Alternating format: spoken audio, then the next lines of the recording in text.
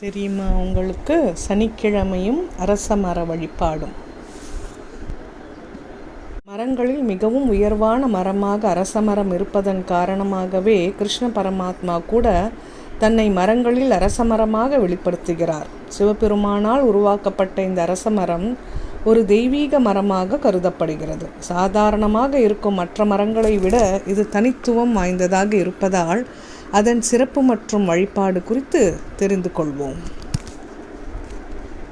அரச மரம் இருக்கும் இடத்தில் மும்மூர்த்திகள் வாசம் செய்வதாக கருதப்படுகிறது. மும்மூர்த்தி வடிவம் கொண்ட அரச மரத்தின் அடிபாகத்தில் பிரம்மா, நடுபாகத்தில் விஷ்ணு, மேல் பாகத்தில் சிவபெருமான் ஆகியோர் வீற்றிருப்பதாக ஐதீகம். அதனால்தான் அரச மரத்தை மும்மூர்த்திகளின் வடிவமாக புராணங்கள் தெரிவிக்கின்றன. திங்கட்கிழமையில் வரும் அமாவாசை அன்று விரதம் இருந்து அரச மரத்தை வழிபட்டால் வளமான வாழ்வு கிடைக்கும். குழந்தை பாக்கியம் இல்லாத தம்பதிகள் சோமவார அமாவாசை தினத்தன்று அரச மரத்தை காலை 11 மணிக்குள் 108 முறை வலம் வந்து வணங்கினால் குழந்தை பாக்கியம் கிடைக்கும்.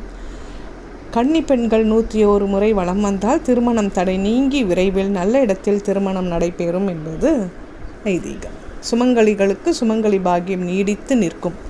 மாணவ மாணவியர்கள் 9 முறை வலம் வந்தால் கல்வி ஞானத்தில் சிறந்து விளங்கலாம். அரச மர நிழல் படுகின்ற நீர்நிலைகளில் வியாழக்கிழமை அன்றும் அமாவாசை அன்றும் நீராடுவது திரிவேணி சங்கமத்தில் நீராடுவதற்கு சமமாகும். சனிக்கிழமை அன்று அரச மரத்தடியில் ஸ்ரீ மகாலட்சுமி வாசம் செய்வதாக ஐதீகம். அதனால் ஒரு வாரத்தில் சனிக்கிழமை தவிர மற்ற நாட்களில் அரச மரத்தை தொடக்கூடாது என்று பத்மபுராணம் கூறுகிறது.